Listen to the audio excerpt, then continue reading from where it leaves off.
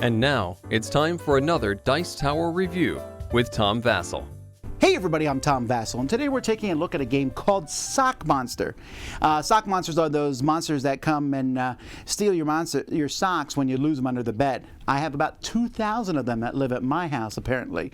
And this is a kids game in which kids are going to be going around with these little elves trying to collect socks, and monsters are chasing them. But this is also a legacy game of sorts, and there's hidden compartments in this game. Well, not hidden, but secret stuff that you'll be able to open after a certain number of games and add it to the game to change the rules and things like that.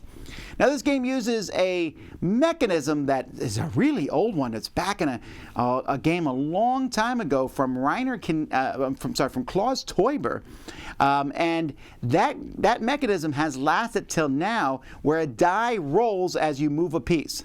Let me show you.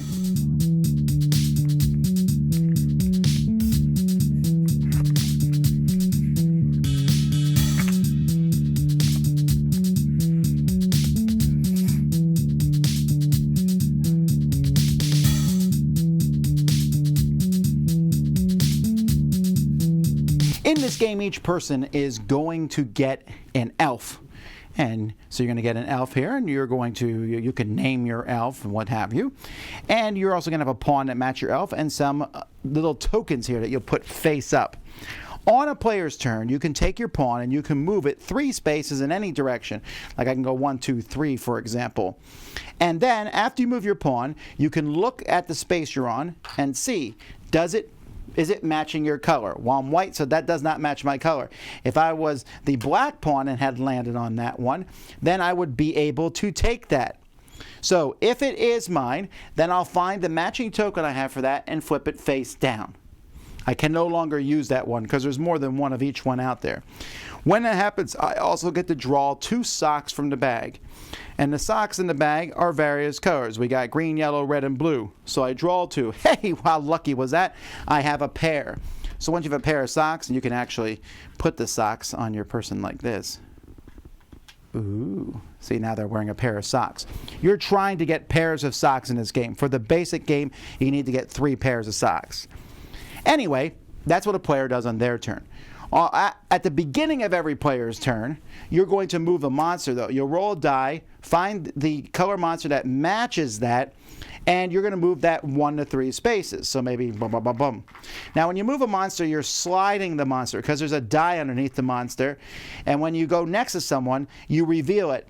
And if the die shows that the monster is awake, then you'll take a sock from that player and put it in the monster lair. That matches the color. So if Brown had a sock here, I might stick a sock and put it there.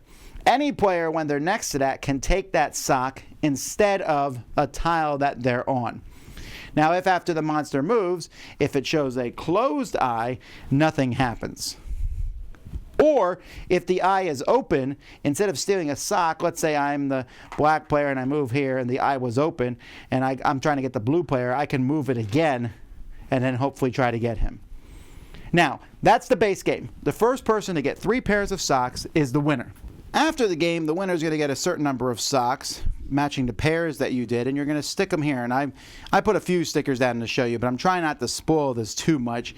When you have a whole section done, you're going to be able to open up that room. And each of these rooms here has a bag of components that's in them. So there's the bag of components that's in there, and you'll be able to put the sticker here to show that that room's open. There comes a whole new rule book here. It talks about changing the game, and you'll put the stickers in here that show the new rules that come into play, and it will add more components and things to the game, making the game slightly more complex.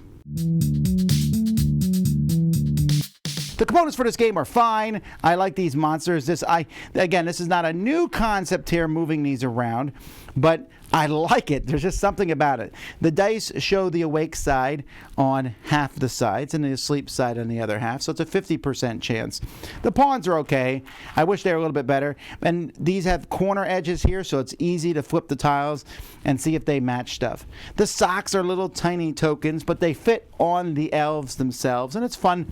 The elves look cute, and there's more that comes into play with the elves in regards to stickers and things as the game goes by.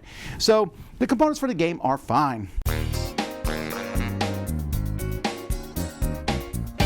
The moving the piece and having the die tumble underneath it is not something new to this game, but it's also not used in almost any game. So it's one of those things you're like, that's pretty neat when you play with it.